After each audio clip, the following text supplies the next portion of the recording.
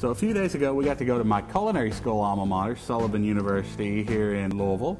And you know, we got to hang out with the chef at Winston's, which is the on-site restaurant where I did my internship after graduation.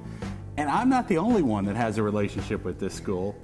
I've had a very long internship with this guy. He's my brother. It's been 49 years, and we've had a great time cooking. Now, he is a very fine chef, and he cooked us something to eat that day, so why don't you take a look? Yeah, well, check out John, Chef John, as I know him. Brother John, as I know him. Brother John. Enjoy. He made something mighty good. Sure did.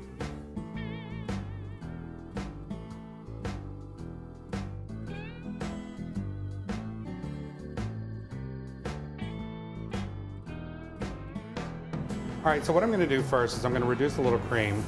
So I'm going to put some cream in a hot pan. I want this to reduce until it's nappe, or it coats the back of a spoon. Okay, so I've got some mushrooms, I've got some brandy, I've got roasted garlic, I've got green peppercorns. These have been brined, or bought them brined. This is some Dijon mustard. I've got some shrimp, a little salt and pepper, clarified butter to saute in, and then I've got this really magical sorrel that is locally grown here, and this time of the year, it's out of a hothouse, but I mean, if you'll take a look at the texture of this, it's just beautiful. The flavor as well is very complementary to things like this.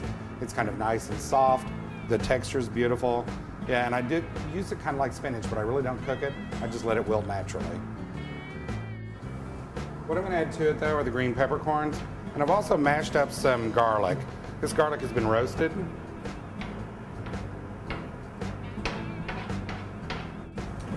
What I'm going to do first is I'm just going to saute these shrimp off. I'm going to season them with a little salt and pepper. Remember, you don't want a whole lot of pepper in here, at least not the black variety, simply because you're going to use the green peppercorns and they're going to be hot. So that's where your pepper is going to come from. I'm going to sear these off in a really super hot pan. Get them going for a minute. You know, shrimp, it's very funny. You'll hear people, oh, you should only cook them so long they get so tough and blah, blah, blah. One of the things you really want to make sure of is that they're done. A lot of people, I've been to way too many restaurants lately, cooks are a little gun shy of it. Just make sure they're done. It depends on the size of it, how they've been cut, and what you're really doing with them. Obviously, the smaller they are, the quicker they're going to cook. The trick to it, though, don't overload the pan. All right, I'm going to go ahead and take these shrimp, and I'm just going to set them aside, really, because I'm going to finish the sauce in the pan. But really what I'm going to do is deglaze. So I've got just a little bit of the shrimp residue left in there. I'm going to add some brandy to it. Make sure when you add brandy, you're very careful with it. It's going to flame. You're pretty much guaranteed. And then I'm going to add some mushrooms to this. You can see where these are starting to brown slightly. And they'll start to wilt out. So the more I cook them, the more they're going to wilt. But I really do want to retain some of the texture because that's part of the reasons we buy and eat foods. So what I've got here is I've got the cream that has been reduced. I've got the green peppercorns in it, the roasted garlic. I'm going to add the mushrooms to it.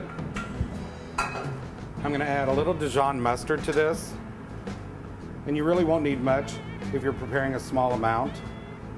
About maybe a quarter to a half teaspoon. Let's get that stirred in really well.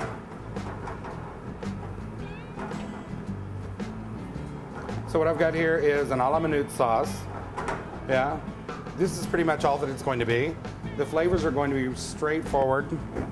You'll be able to taste everything and it's going to be fresh. But I got to give it a little salt and pepper because I think, as we know, if we don't season it, it's not going to be much.